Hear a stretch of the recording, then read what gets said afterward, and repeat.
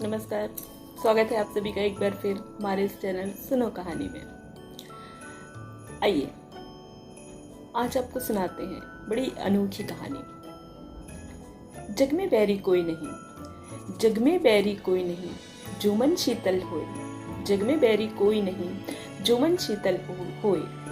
या आपा को डारी दे, दया करे सब कोई। जी हाँ, आपा मतलब क्रोध। जब तक क्रोध का वास होता है मन में, तब तक कोई ना कोई हमारा शत्रु बन ही जाता है, चाहे अनचाहे। और जब मन से क्रोध निकल जाता है, मन शीतल होता है, कोई भी आपका शत्रु नहीं बन सकता। ये बिल्कुल सच है। आइए इसी पर आधारित एक प्यारी सी कहानी सुनिए। सदियों पुरानी बात है। महर्षि विश्वामित्र बहुत बड़े विद्वान थे, बहुत ज्ञानी थे। उन्हें लगता था कि उन्हें राजऋषि नहीं, ब्रह्म ऋषि कहकर बुलाया जाए। कहीं ना कहीं एक अभिमान था। महर्षि वशिष्ठ जब भी उनसे मिलते, जब भी उनकी मुलाकात होती, वे विश्वामित्र को राजऋषि कहकर ही संबोधित करते। और यह बात उन्हें खटकती थी, उन्हें बिल्कुल पसंद नहीं थी।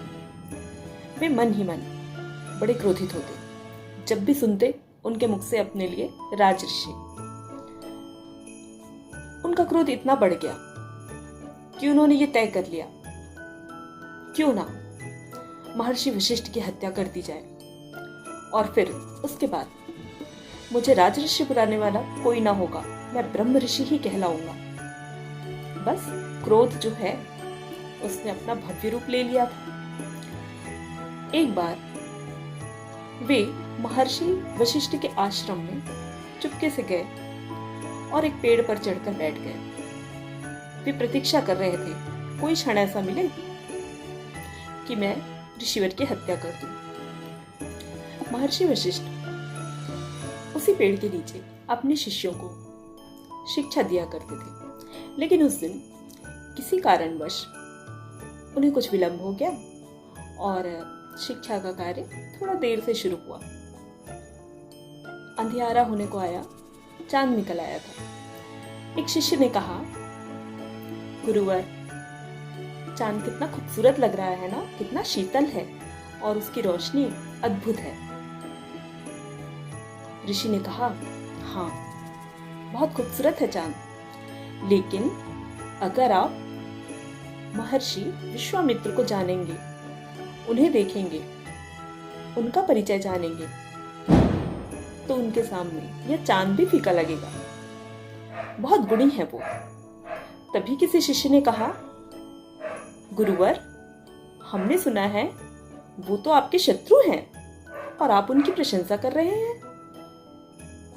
महर्षि मुस्कुराए और कहा, ये तो मुझे नहीं मालूम कि वो क्या सोचते हैं, लेकिन मैं जानता हूं कि वो बहुत ज्ञानी है और आपको उनसे कभी भी अवसर मिले ज्ञान अवश्य लेना चाहिए। ज्ञान का भंडार है वो। मात्र एक क्रोध का अवगुण उनका कलंक है। अगर वो हट जाए तो फिर वो एक चमकता हुआ सूर्य ही है धरती पर। इतना सुनना था कि पेड़ों की ओट में छिपे हुए महर्षि विश्वामित्र बहुत लज्जित हुए। उनका सारा क्रोध जाता रहा। उनके हाथ से छुरा नीचे गिर गया और वो स्वयं भी नीचे आए। उन्होंने दंडवत प्रणाम किया मुनि वशिष्ठ को। मुनि वशिष्ठ ने उन्हें उठाया और कहा, उठो ब्रह्म ऋषि। ब्रह्म ऋषि? अपने लिए ब्रह्म ऋषि सुनकर उन्हें घोर आश्चर्य हुआ। उन्होंने कहा, आज आपका क्रोध शांत हो गया, जो आपकी कमी थी वो दूर हो गई। अब आप सदा ब्रह्म ऋषि ही कहलाएंगे। क्रोध रूपी कलंक दूर होने से आपका सारा अंधकार जीवन का दूर हो चुका है। अब आप वास्तव में चमकता हुआ सूर्य ही हैं, जो जब तक संसार रहेगा चमकता ही रहेगा। तो देखा आपने, एकमात्र क्रोध का दुर्गुण सारे सद्गुणों पर भारी पड़ जाता है। और किस प्रकार अच्छे से अच्छे परम ज्ञानी को भी हत्यारा तक बना सकता है। बस एक यही दुर्गुण दूर हो जाए, फिर क्या कहने। कोई भी जग में आपका शत्रु ना होगा, ना ही आप किसी से बैर कर पाएंगे।